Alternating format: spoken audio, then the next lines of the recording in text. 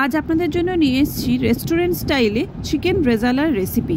তার জন্য আমি প্রথমে নিয়েছি পেঁয়াজ, দারচিনি, শামুড়ি, ছোট এলাচ, লবঙ্গ, তেজপাতা, যেগুলো আমাকে চিকেনের সাথে সিদ্ধ করতে হবে। আমি আগে থেকে জল গরম করতে বসিয়েছিলাম। এর মধ্যে এই মশলাগুলো দিয়ে আমি চিকেনের পিসগুলোকে দিয়ে দেবো।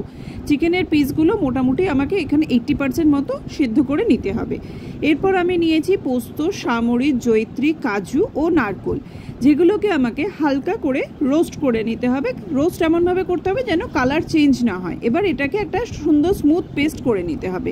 চিকেনটা 80% সিদ্ধ হয়ে গেলে চিকেনটাকে স্টক থেকে তুলে নিয়ে স্টকটাকে আলাদা করে মশলাগুলোকে আলাদা করে রেখে দিতে হবে।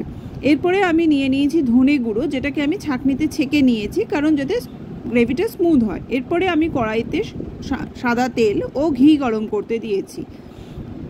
যখন গরম হয়ে যাবে এরপর আমি ওর মধ্যে দিয়ে দিয়েছি 3টে শুকনো লঙ্কা। এখানে আমি চেরা শুকনো লঙ্কা দিইনি, গোটা শুকনো লঙ্কাই দিয়েছি। যখন হালকা শুকনো লঙ্কা ভাজার স্মেল আসবে কিন্তু কালার চেঞ্জ হবে না, সেই অবস্থায় সেভাবে ভেজে আমাকে তুলে নিতে হবে। এরপর আমি দিয়ে দিয়েছি মাখনাটাকে হালকা রোস্ট করে আমাকে এখানে তুলে নিতে হবে। মাখনাটা অপশনাল, আপনারা চাইলে দিতেও পারেন, না দিলেও কোনো অসুবিধা নেই। তবে রেস্টুরেন্টে মাখনা দেওয়া থাকে, সেজন্য আমি এখানে ইউজ করেছি। মাখনাটা যখন হালকা ভাজা ভাজা হয়ে যাবে এরপর ওটাকে তুলে নিয়ে আমাকে কড়াইতে ঘি দিয়ে ওর মধ্যে দিয়ে দিতে হবে গোটা গরম মশলা। এখানে আমি দিয়েছি এলাচ, শামুড়ি ও জয়িত্রী। এরপরে আমাকে ওর মধ্যে দিয়ে দিতে হবে আগে থেকে বেটে রাখা পেঁয়াজ। আমি এখানে একটা পেঁয়াজ ইউজ করেছি 1 কেজি চিকেনের জন্য। পেঁয়াজ এখানে বেশি লাগে না।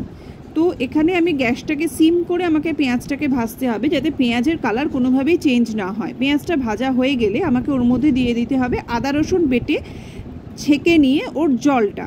আদা রসুন বাটার পেস্টটা পুরোপুরি দেবেন না, জাস্ট জলটা দেবেন। ভাজা ভাজা হয়ে গেলে ওর মধ্যে দিয়ে দিতে হবে আগে থেকে আমরা যে মশলার পেস্টটা বানিয়েছিলাম কাজু, পোস্ত, নারকেলের, সেই পেস্টটাকে দিয়ে খুব ভালোভাবে ভাজা ভাজা করতে হবে। ভাজা ভাজা করে যখন তেল ভেসে উঠবে ওর মধ্যে দিয়ে দিতে হবে ধনে গুঁড়োটা, যেটা আমরা আগে থেকে ছেঁকে রেখে দিয়েছিলাম। ধনে গুঁড়ো দিয়ে খুব ভালোভাবে ভাজা ভাজা করবেন, কিন্তু গ্যাসটা যেন অবশ্যই সিম থাকে, কোনোভাবেই যেন কালার চেঞ্জ না হয়।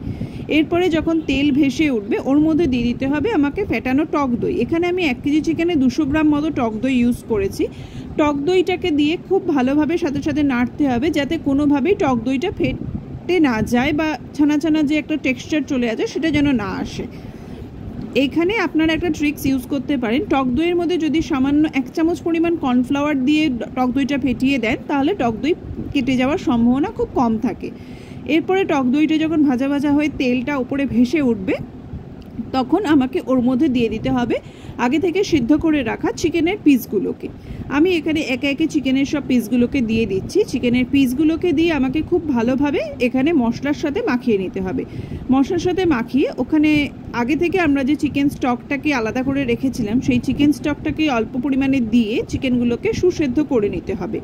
এরপর ওর মধ্যে আমাকে দিয়ে দিতে হবে আগে থেকে ভেজে রাখা শুকনো লঙ্কা ও মাখনাগুলো। এরপর আমাকে একটা মিক্সচার তৈরি করতে হবে। এখানে আমি দিয়েছি ফোটানো দুধ, আমি 1 কাপ মতো দুধ নিয়েছি, এছাড়া কাঁচা লঙ্কা ও কেওড়ার জল। এটা দিয়ে আমাকে একটা মিক্সচার তৈরি করে নামানোর আগে দিলে তৈরি হয়ে যাবে রেস্টুরেন্ট স্টাইলের চিকেন রেজালা।